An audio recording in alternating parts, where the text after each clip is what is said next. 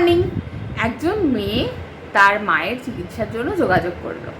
আচ্ছা, কি সমস্যা না, ইউরিন করতে গেলে জ্বালা করে, তারপরে হাতে পায়ে ব্যথা, মুখটা শুকিয়ে যাচ্ছে, পেটের সমস্যা হচ্ছে, মাঝে মাঝে ঠান্ডা লাগছে, এইসব সমস্যা। আচ্ছা, মেনোপজ হয়ে গেছে বেশ কিছু বছর আগে, কমপ্লিট হিস্টেরেক্টমি হয়েছিল। আচ্ছা, কারণ তার টিউমার ছিল। আচ্ছা, ভালো কথা। আচ্ছা, এবার কাগজপত্র চাইলাম, তা জিজ্ঞাসা করা হলো থাইরয়েডের কথা। না, থাইরয়েড আমার অনেক বছর আগে ছিল। আচ্ছা, ঠিক আছে। এবার আমাদের হোমিওপ্যাথিতে কী বলুন তো, পেটের জন্য একটা, মাথার জন্য একটা, বুকের জন্য একটা, হাতের জন্য একটা, পায়ের জন্য একটা, ওই থাইরয়েডের জন্য একটা, প্যানক্রিয়াসের জন্য একটা, ওইরকম ওষুধ হয় না। আমাদের হোমিওপ্যাথিতে মানুষটার জন্য ওষুধ হয়। হলো তো, মানুষটার জন্য আমরা ওষুধ দিলাম, পাঠালাম। উনি এটাই জানতেন যে ওনাকে সপ্তাহে একদিন করে সকালবেলা ঘুম থেকে উঠে খালি পেটে একটা ওষুধ খেতে হয়। ঠিক আছে, ভালো কথা। আচ্ছা, ভালো কথা। তারপরে 3-4 মাস হলো। আচ্ছা, এই ভোটের আগেটাতেই আমরা তখন বললাম যে আসুন টেস্ট করাতে হবে, ইউএসজি করাতে হবে, রক্তটা দেখতে হবে, কী কী ব্যাপার সেগুলো দেখতে হবে। আচ্ছা, তো এবার ভোটের ঝামেলা এসেই হলো না। তারপর ভোটের পরে ওনারা এলেন। আচ্ছা, এসে এবার বলা হয়েছিল যে পুরনো রিপোর্ট আরও যদি কিছু খুঁজে টুজে পান নিয়ে আসবেন। নিয়ে এসছেন। উমা, খুলে কি দেখি জানেন, খুলে দেখি তার এফএনএসি পর্যন্ত হয়ে গেছে। আমি দেখছি আচ্ছা ঠিক আছে, শান্ত, দেখুন কী কী এসেছিল। টাইগার্স 2 হলো, ওদিকে অ্যান্টিটিপিও অ্যান্টিবডি হচ্ছে 126, হাশিমোটোস থাইরয়েডাইটিস, ডিফিউজ বয়টা তো আমরাও দেখে বুঝতে পেরেছিলাম, কিন্তু যাই হোক। আচ্ছা, এই সব দেখলাম। আচ্ছা, তখন অলরেডি ব্লাড দেওয়া হয়ে গেছে, সকালবেলা ব্লাড দিয়েই আমার রুমে এসেছেন। আচ্ছা, যারা মনে করেন না যে আমি এখানে রিপোর্টের জন্য, টেস্ট করানোর জন্য ডাকি, আমাদের নিজেদের ফিনান্সিয়াল হেল্পের জন্য বাওয়াল, ব্যাপারটা যে কতটা গভীর অবধি যেতে পারে, মানে কতটা ভুলভাল জিনিসপত্রকে ঠিকঠাক করা যায় এইভাবে সামনাসামনি দেখে বা এখানে কিছু টেস্ট করিয়ে, বা কতটা আপনাদের হেল্প হয়, সেটা বোঝার ক্ষমতা আপনাদের হবে না যতদিন না নিজেরা সেটাকে ফিল করবেন। তো তারপরে আবার ফোন করলাম যে ওই টেস্টে অ্যান্টিটিপিওটা অ্যাড করা যাবে, ওই ব্লাডটা হয়ে গেছে। বললো না, হয়নি, অ্যান্টিটিপিও অ্যাড হবে, করা যাবে। বললাম ঠিক আছে। আচ্ছা, অ্যাড হলো। আচ্ছা, তারপরে ইউএসজি হলো।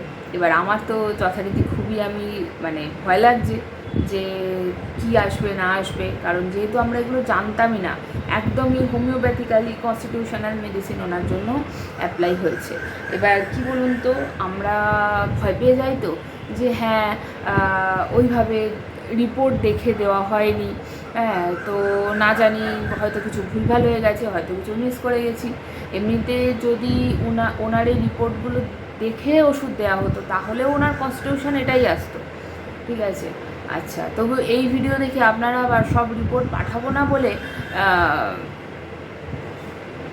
এই ধরনের ইন্সপিরেশান না নেওয়াই ভালো আর কি। ঠিক আছে। আচ্ছা, তো তারপর ইউএসজি করতে ঢুকলেন, বেরিয়ে এলেন। আমি বলছি ডাক্তারবাবু কী বললেন? আমি তো জানি, আমি ভাবছি যে টাইগার্স 2 ছিল, সে হয়তো 3-4-এ দাঁড়িয়ে গেছে এখন। আচ্ছা, 2022-এর রিপোর্ট বলছি, ঠিক আছে, এখন সেটা 26। ঠিক আছে। আচ্ছা, 2022-এ এসেছিলো হাশিমোটোস থাইরয়েডাইটিস, 2024-এ ছিল টাইগার্স 2, এটা 2026। আচ্ছা, তো আমি ভাবছি যদিও থাইরয়েড গ্ল্যান্ডের চেঞ্জগুলো খুব স্লো হয়, ঠিক আছে, খুব স্লো হয়, বাড়েও খুব স্লো, কমেও খুব স্লো, ঠিক আছে, কিন্তু তবুও হ্যাঁ। আচ্ছা, তো উনি বলছেন না, ডাক্তারবাবু আবার কী বলবেন, ওনারও তো সময় আছে, উনি আমার কিছু বলেননি। বললাম আচ্ছা ঠিক আছে, ভালো কথা। আচ্ছা, তারপর রাত্রিবেলা 8টার দিকে ইউএসজি রিপোর্ট দেবে, ব্লাডের রিপোর্ট, তার মাঝখানে সকালবেলা যে ব্লাডগুলো দেওয়া হয়েছিল রিপোর্টগুলো দিয়ে দিয়েছে। এবার তারপরে আমি দেখছি, ওখানে দাঁড়িয়ে দাঁড়িয়ে দেখছি, দিয়ে আমি বলছি না, ব্লাড রিপোর্ট তো ঠিকই আছে। দিয়ে উনি বলছেন বলেছিলাম আমার চিন্তা নেই, আমার সব ঠিক আছে। আমি বলছি হ্যাঁ, আপনার কি চিন্তা, চিন্তা তো আমার। হ্যাঁ, যাই হোক, দিয়ে তারপর ওনাদের বাড়িটারি পাঠিয়ে দিলাম। তারপর বিকেলবেলা এসে আমি ভাত খেলাম, ভালো কথা। আচ্ছা, তারপরে একটু পরে দেখছি অ্যান্টিটিপিও রিপোর্টটা আমার মোবাইলে এলো। আচ্ছা, ওমা দেখছি 126টা 66 হয়ে গেছে। আমি বললাম ঠিক আছে, হ্যাঁ অতটাও কমেছে ঠিক আছে, কিন্তু ঠিক আছে ইউএসজি রিপোর্টটা আসুক দেখা যাক। দিয়ে পরের দিন গেছি ইউএসজি রিপোর্ট আনতে, ঠিক আছে। আমি প্যাকেটটা নিয়ে এরকম করে দেখছি, ঠিক আছে, হ্যাঁ আমি এরকম করে দেখছি, দেখছি থাইরয়েড কত দেখি, ওমা দেখছি থাইরয়েডের উল্লেখ নেই। আই ওয়াজ লাইক আমি কী হলো কেসটা, হ্যাঁ। তারপর আমি ওখানে বসে পুরো প্যাকেটটা খুলেছি, ওমা তারপরে দেখি কোনো নোডিউলই নেই। আই ওয়াজ লাইক সিরিয়াসলি কী হলো, মানে ভুল হলো, হ্যাঁ আমাদের ভুল হলো, কার ভুল হলো, কী হলো, মানে এটা হতে পারে নেই। তারপর দেখছি না সত্যি, নিজেকে তো বিশ্বাস করতেই হলো একটু পরে, এতবার করে পড়ার পরেও জিনিসটা যখন দেখছি সত্যিই নেই। এবং যেটা ডিফিউজ করাটা ছিল ওটার ওরকম নেই, আস্তে আস্তে লোবের সাইজ কমেছে, ইসমাসের সাইজও কমেছে, তবে আছে এখনও অল্প আছে ফোলা।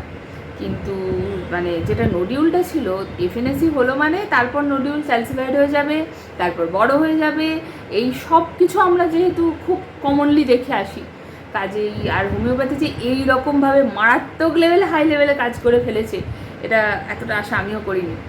তো দিয়ে তারপরে আবার ওনাকে ফোন করলাম, উনি আবার বলেছিলাম আমার কোনো চিন্তা নেই। আর বললাম না সত্যিই খুবই ভালো, কিন্তু ঠিক আছে আর অল্প সমস্যা আছে, এটা ঠিক হয়ে যাবে, আর ওষুধ খাবেন ঠিক হয়ে যাবে। এই হচ্ছে ব্যাপার, বুঝলেন।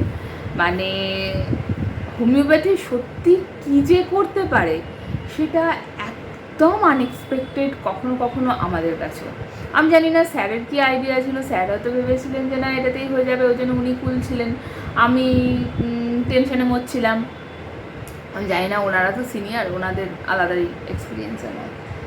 এই হচ্ছে ব্যাপার, বুঝলে। আমি সব কাগজপত্র অ্যাটাচ করে দেবো, দেখবেন আপনারা। আর থাইরয়েড জনিত বা এই ধরনের অ্যাকচুয়ালি এনার অটোইমিউন ডিসঅর্ডার, ঠিক আছে, মানে অটোইমিউন ডিসঅর্ডারে যেখানে আমাদের মডার্ন মেডিসিনে কোনো রকম সলিউশন নেই, সেইখানে হোমিওপ্যাথি এই লেভেলে কাজ করে, এটা মানে আমরা ব্লেসড যে এই প্যাথির সাথে আমি যুক্ত। মানে আমি যে অ্যালোপ্যাথি থেকে হোমিওপ্যাথিতে এসেছি, লোকজন মনে করে এ মা এই কমাটা এলো, হ্যাঁ এই যে দৃষ্টিভঙ্গিটা আমি লোকজনের চোখে দেখতে পাই, হ্যাঁ তাদের উদ্দেশ্যে আমার এটাই বক্তব্য, এটাই বলার যে এটা যে কী সোনার খনি, হ্যাঁ এই আর কি। ঠিক আছে, অটোইমিউন ডিসঅর্ডারের অ্যালোপ্যাথিতে কোনো মডার্ন মেডিসিনে কোনো চিকিৎসা পদ্ধতি এখনও আবিষ্কৃত হয়নি। হোমিওপ্যাথিতে এটার চিকিৎসা খুব ভালোভাবে হয়। আপনারা আমার চ্যানেলে না জানি কত উদাহরণ এরকমভাবে বারবার দেখে আসছেন। তো এই হচ্ছে ব্যাপার, ঠিক আছে। কারোর যদি এই ধরনের কোনো সমস্যা থাকে অবশ্যই যোগাযোগ করুন।